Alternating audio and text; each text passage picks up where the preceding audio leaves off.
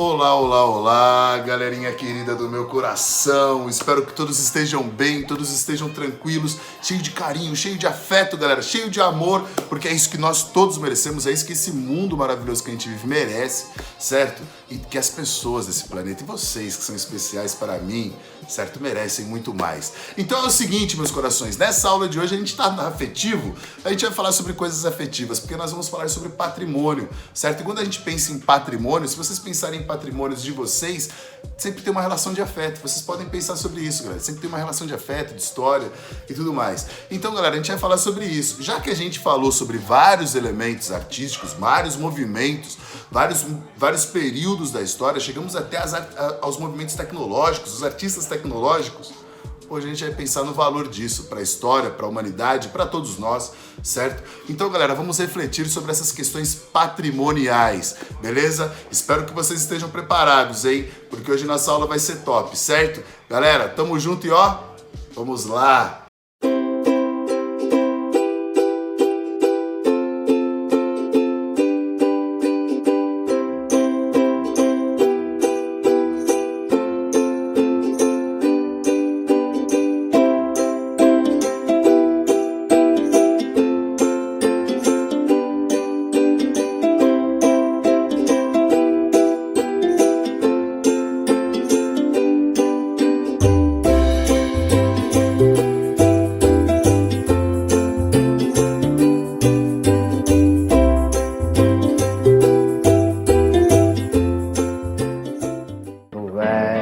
Brasil em toda parte, quer na ciência ou na arte, portentoso, altaneiro.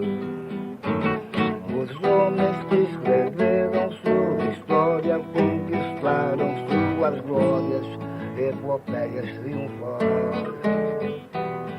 E quero neste pobre enredo revivê-lo glorificando os nomes seus, levá-los ao panteão dos grandes imortais, pois merecem muito mais. Não querendo levá-los ao cume da altura, cientista tu tens e também tens cultura. Nestes rudes poemas, nestes pobres bates, há sábios como Pedro Américo e César Lattes. Tu és meu Brasil em toda parte.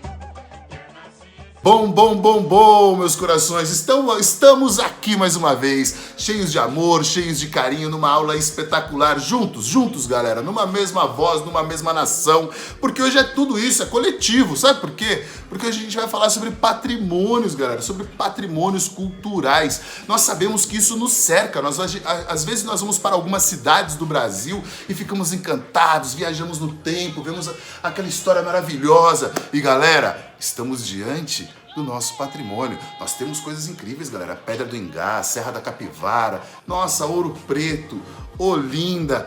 Galera, vocês não têm noção, a gente é o país dos patrimônios aqui, as missões, né, no Rio Grande do Sul. Então, galera, muita coisa interessante pra gente ver, muita coisa legal. E pra gente começar, a gente tem que refletir de início aqui, em nossas cabeças, aqui numa única sintonia. Temos que pensar no começo o que é patrimônio.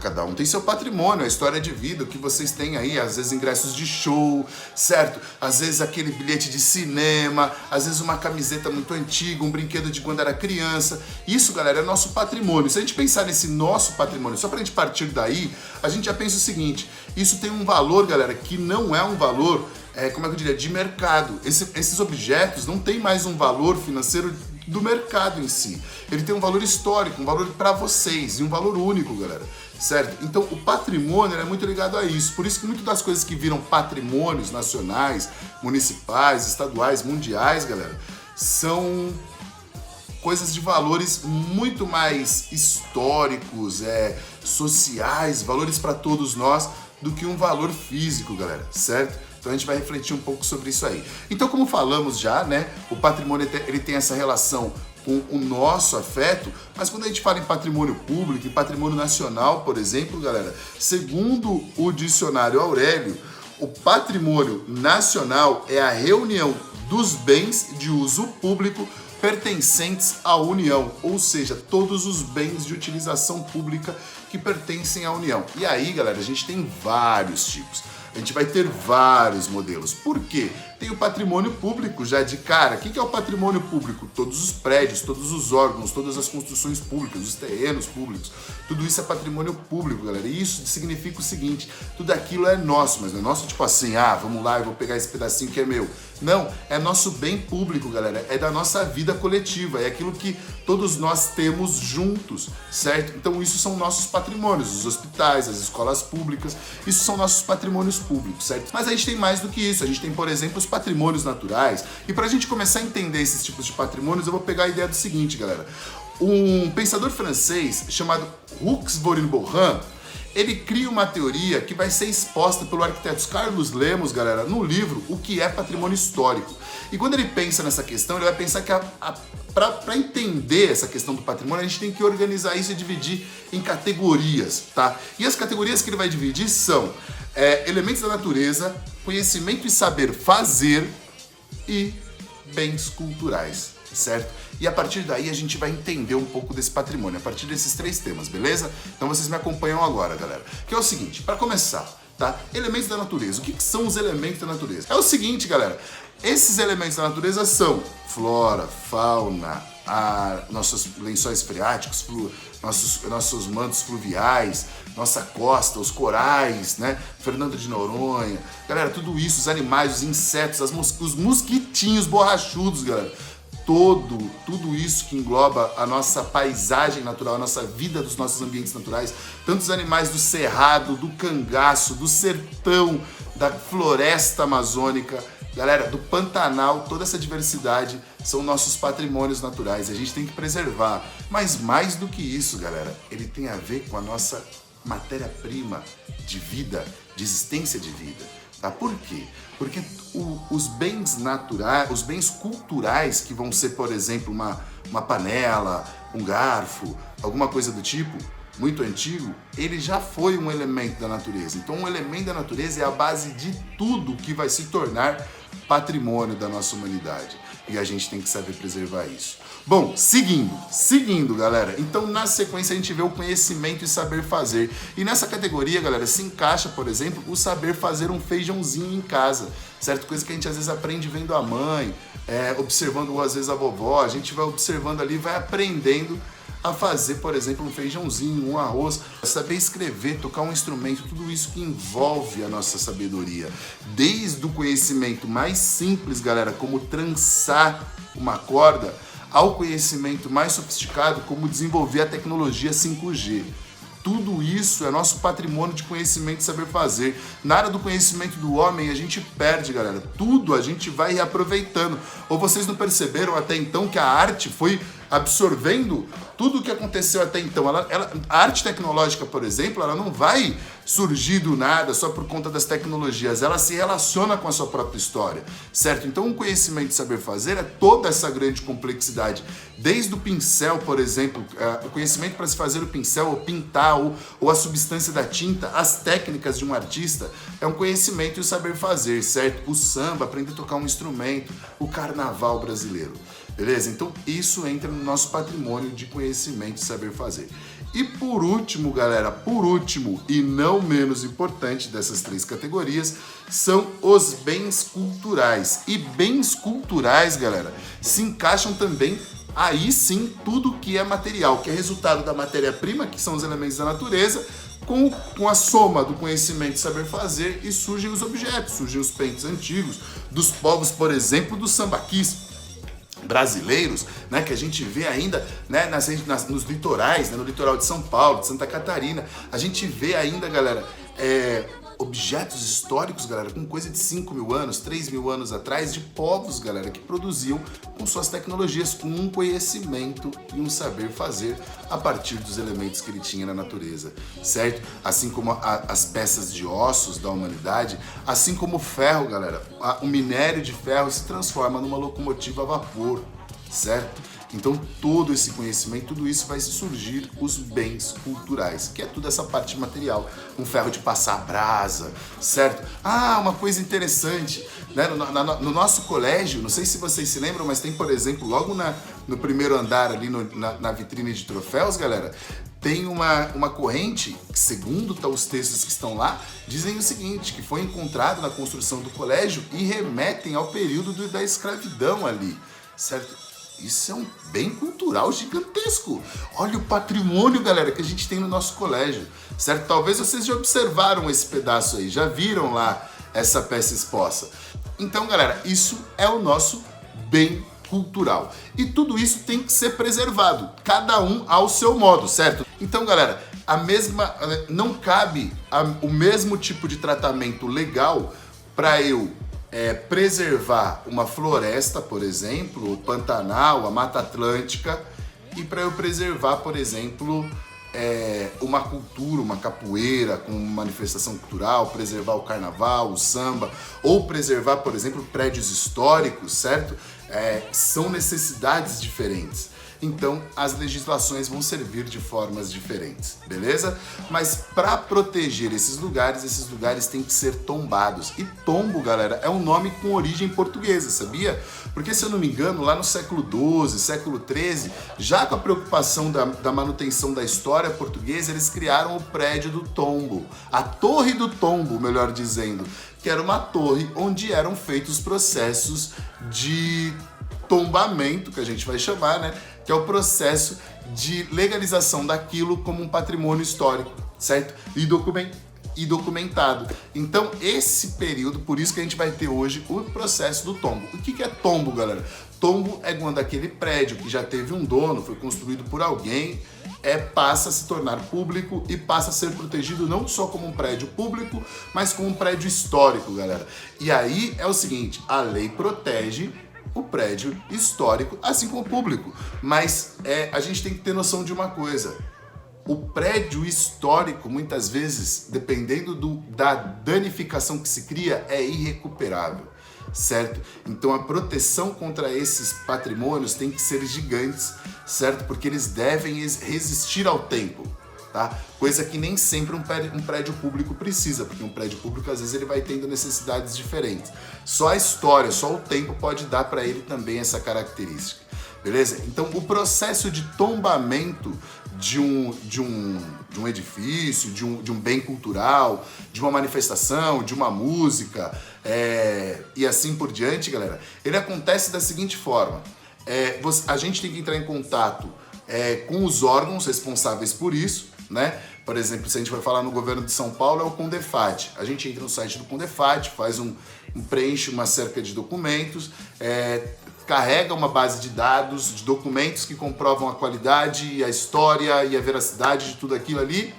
E galera, a gente entrega. Uma comissão vai julgar se aquele patrimônio realmente é relevante no momento, porque às vezes naquele momento ele ainda não não tem sua importância definida, totalmente fechada, se ele é realmente relevante no momento ou não. A partir da decisão, é ou não tombado como patrimônio. A partir de quando é tombado, é protegido por lei estadual, nacional e até proteção mundial, galera, porque a gente tem a Unesco. A Unesco é um órgão da ONU, vocês aí que estão no Salesiano. A Unesco é um órgão da ONU que, dentre tantas funções, ela pensa os patrimônios também, ela pensa sobre a cultura mundial, certo? Então, ela decide ou define alguns patrimônios mundiais. E o Brasil tem, por exemplo, 17, tá? Patrimônios mundiais aqui no Brasil, certo? E ela vai definindo aí esses patrimônios que são importantes para o mundo inteiro. Sabe, por exemplo, uma coisa que é patrimônio para o mundo inteiro que a gente tem aqui no Brasil? A cidade de Olinda, a cidade de Ouro Preto, galera. Aí você me fala, pô, professor, mas como que ela é importante para o mundo inteiro? Galera, como? Parte do ouro da Europa de certo período da história, não sei se vocês sabem, mas tudo saiu de lá, certo? E ali é uma cidade que carrega essa história, certo? Como assim carrega essa história, galera? Os monumentos, os prédios, as igrejas, toda a cidade, galera, foi construída dentro dessa riqueza absurda do ouro, porque era uma cidade muito rica, era chamada de Vila Rica na época, certo? Então, galera, ela é vista como um patrimônio para todos nós, para a humanidade, galera, e isso a gente tem que entender que é sensacional. Por quê? Todo lugar que é patrimônio, todos os lugares que são patrimônios, a gente tem acesso. A gente às vezes não tem um acesso profundo por conta da preservação daquele lugar, porque precisa ser preservado, mas a gente tem acesso. Os patrimônios, galera, nacionais são nossos, os patrimônios estaduais são nossos. Então a gente tem acesso a todos eles. Sabe o que é interessante a gente pensar? Vou dar um exemplo para vocês, galera. Um museu. Se a gente pensar um museu, por exemplo, a Pinacoteca. Galera, tudo que tem na Pinacoteca é nosso, é a Pinacoteca do Estado de São Paulo, é tudo acervo de arte nosso, de nós todos, contribuintes e cidadãos do Estado, beleza? E o seguinte, aquelas obras ficam expostas para nós. Eu quero ver um Almeida Júnior, eu quero ver um Portinari, é só eu ir lá, eu tenho acesso. É diferente, por exemplo, quando uma obra é de um colecionador, que só tem acesso quando ele permite. Certo? Tá na casa dele, ou quando ele empresta para algum museu, certo? Mas ela não é uma coisa que a gente tem o livre acesso igual quando é público, igual quando é nosso patrimônio. Olha como é importante a gente ter o nosso patrimônio, porque senão a gente fica vedado de certas coisas, galera. Então a gente precisa ter esse nosso patrimônio público, esse nosso patrimônio coletivo, tá? Porque é nosso. A história de Minas Gerais é a história de todos nós brasileiros. A história de Recife, Olinda, de Pernambuco, galera, é a história de todos nós brasileiros. Vocês estudaram isso nas aulas de história. Então, isso vai se tornando o nosso patrimônio. E a arte também.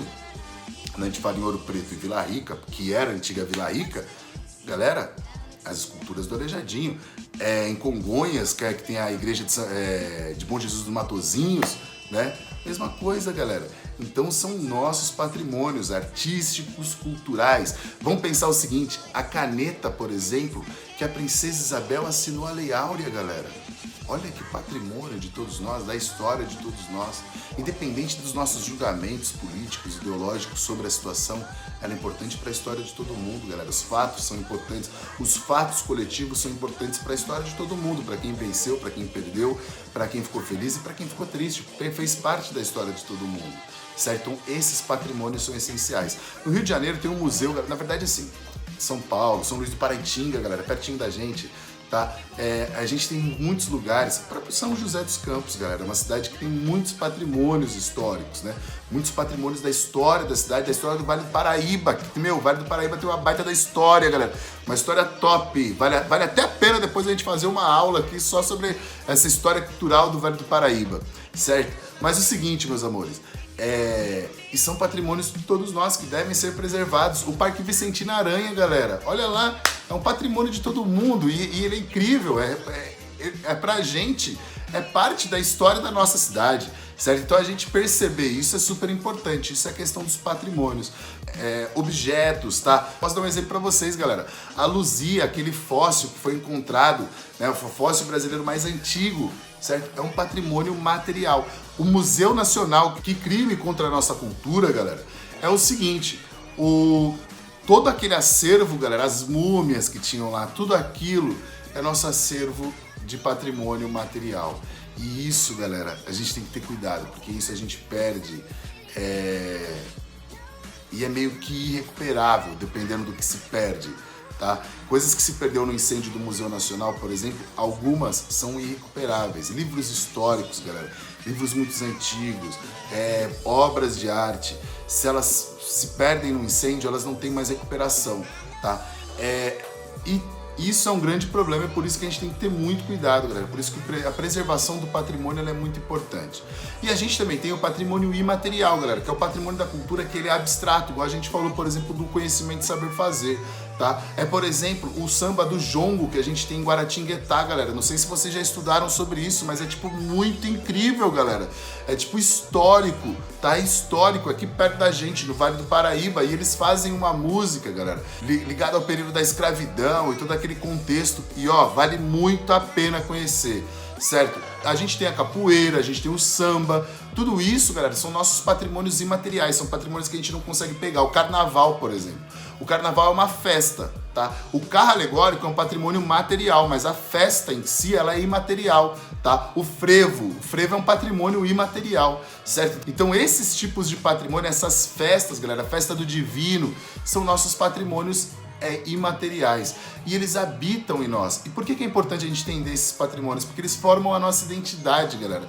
A gente quando a gente estuda a história do imaginário da nossa cultura, tem um livro super interessante que chama Formação das Almas, né? Que a gente começa a pensar um pouco nessa construção da história do imaginário. Ele vai pensar muito na questão da república, né? Da construção da república. Mas quando a gente pensa nisso, galera, a gente começa a entender a nossa identidade, a gente começa a entender a nossa essência, entendeu? Entender muito do que a gente é e muito do porquê que o nosso instinto muitas vezes é daquele jeito, tá? Então é muito importante isso. Então preservar esses patrimônios, valorizar esses patrimônios são essenciais, tá? São essenciais para nossa cultura. É impossível a gente pensar no mundo, galera, que a gente não valorize. Eu posso dar exemplo para vocês. Há tempos atrás, o Estado Islâmico destruiu patrimônios em várias cidades históricas mundiais, galera, tá? E muitos do que se destruiu, galera, uma escultura que se quebrou, ela já não é mais a mesma, entendeu? Mesmo que se cole ou não, mas é um patrimônio que se perde, entendeu? E desrespeitar algo por questões políticas, religiosas ou culturais, galera, é de uma pequenez gigante, porque é você não entender que o mundo não é só o que você pensa e você não querer preservar as outras diversidades de pensamento, como por exemplo assim, ó, se a gente pensar na nossa história de brasileiros, galera, a gente tem uma história muito ligada ao cristianismo, mas antes do cristianismo a gente tem uma história profunda, galera, ligada à questão dos povos indígenas, com uma religiosidade, com uma produção artística, com uma mentalidade, com uma filosofia totalmente diferente. E aí porque chega o cristianismo a gente anula aquela história toda? Claro que não, a gente absorve, a gente conversa e a gente respeita acima de tudo. A gente respeita a diversidade, mesmo que a gente não queira ela pra gente, certo? Então é diversidade de patrimônio, a diversidade do patrimônio dos povos quilombolas, dos povos indígenas, e a gente saber preservar, a gente saber valorizar, a gente saber revalorizar depois ainda, certo, meus amores? Bom, é importante a gente pensar nisso, eu acho que fica aí pra vocês o pensamento, galera, sobre preservar, por que preservar, certo? Pensando na nossa realidade hoje, de sociedade, tá? Será? Vou fazer uma pergunta para vocês. Vocês acham que o brasileiro, tá? De uma forma geral, e você se coloca nesse lugar, porque quando eu falo brasileiro, eu não excluo você e nem me excluo, certo? Vocês acham que o brasileiro, ele preserva seus patrimônios, galera? Pensem nisso. Vocês acham que faz parte da cultura nacional valorizar o patrimônio?